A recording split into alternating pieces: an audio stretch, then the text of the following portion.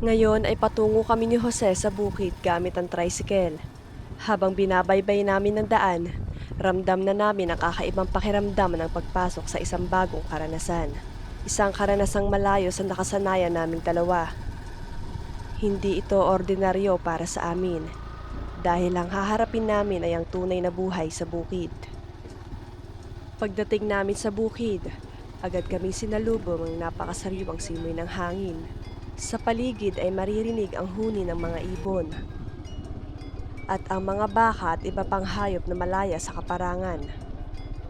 Ang tanawin ay tila isang larawang gumagalaw, mapayapa, tahimik, at malayo sa gulo ng syudad. Sa inyo to, te? Yung kambing? Unang araw namin ni Jose sa bukid at dito pa lang ay makikita na ang malaking hamon na haharapin namin. Ang lupang ito ay matagal nang hindi naasikaso.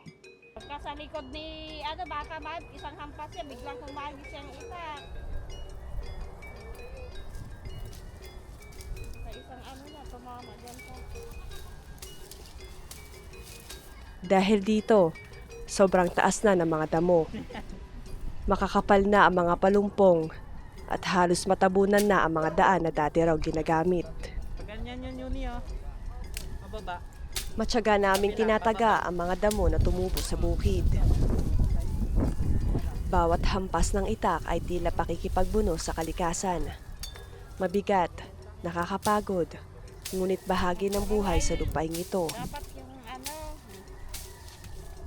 Sa bawat pagputol ng damo, unti-unti kong nauunawaan ang tiyaga at sipag na kinakailangan upang mapanatili ang bukid na buhay at handa para sa susunod na pagtatanim. Tarol naman itong itak mo. Salim yan. Lalo, hindi sana yung mag-iitak. Tignan mo. Ano yan, lagari? Hindi kami sanay sa ganitong klaseng gawain. Ako at si Jose ay parehong baguhan pagdating sa trabahong bukid. Hindi namin ito nakasanayan sa araw-araw. Kaya't sa unang sabak, ramdam namin ang bigat ng init ng araw, ang bigat ng tabas ng damo, at ang pagod na dala ng paulit-ulit na paglinis.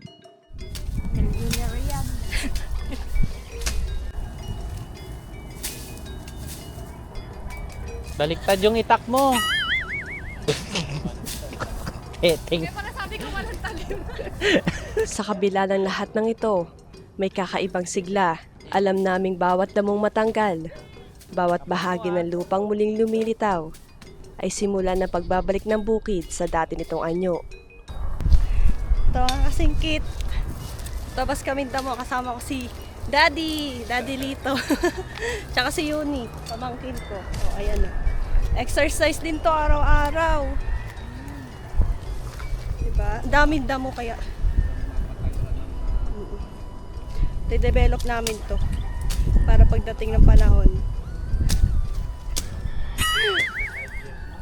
Ayan o.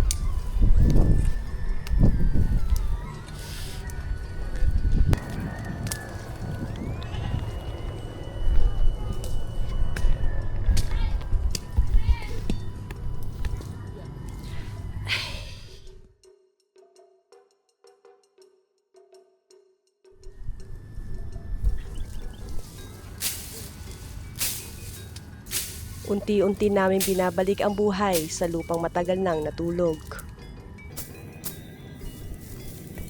Sa pagdadamo, kung pwede lamang ay i-edit at i-fast forward ang trabaho gaya ng nakikita sa mga video, matagal na sana naming natapos. Ngunit sa tunay na buhay, walang shortcut. Ang bawat hakbang dito sa bukid ay nangangailangan ng oras, ng matinding pagtsatsaga, at higit sa lahat ng mahabang pasensya. Ito ang realidad ng pagtatrabaho sa lupa. Mabagal, mahirap, ngunit siksik sa aral at halaga. Ayan mga kasingkit, sobrang lawak. Sobrang lawak nitong bukid na to. Hanggang doon. Tapos dito pa sa kabila. Doon sa dulo. Diba?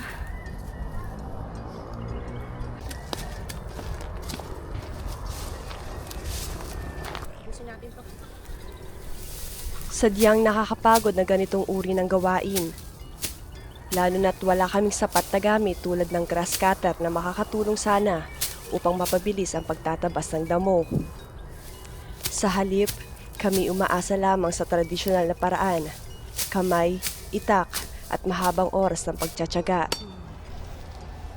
Sa bawat pagod na nararamdaman, higit naming nakilala ang tunay na bigat ng buhay sa bukid.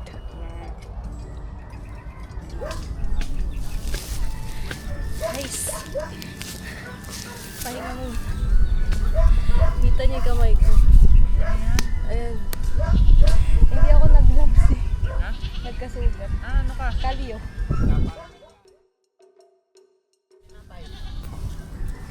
Merienda. Sa gitna ng init at pagod, pag-inom ng tubig, kaunting pahinga at simpleng merienda ang nagiging gantimpala. Maliit man, ngunit ito'y biyayang muling nagbibigay ng lakas upang ipagpatuloy ang aming hangarin. Ayos. Ayos na.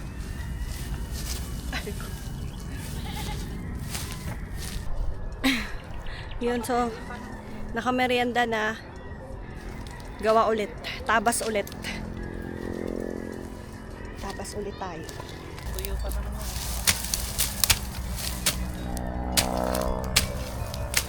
Ayan kung saan may pero maganda may isa lang talaga. No? Kasi mag-uuling yan, di ba dati? Ha?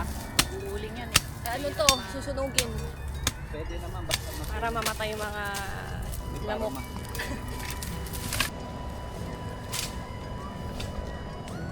Guys, sabi ko nga kasama sa buhay ang magkakalyo. Saan pa ba? Ito pa oh.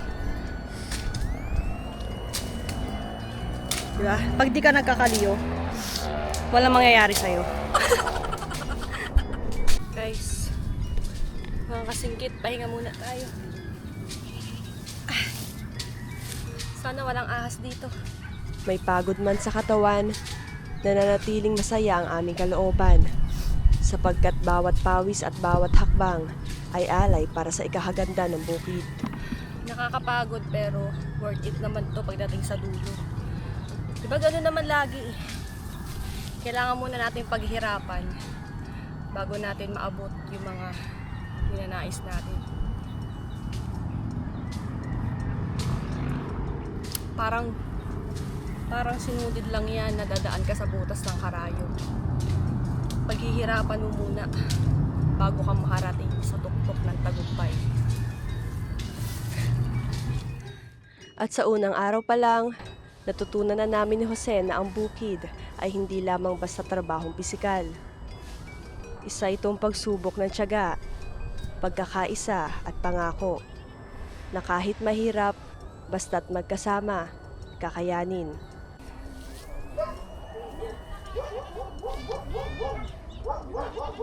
Bukas naman, dahil ginabi na kami dito.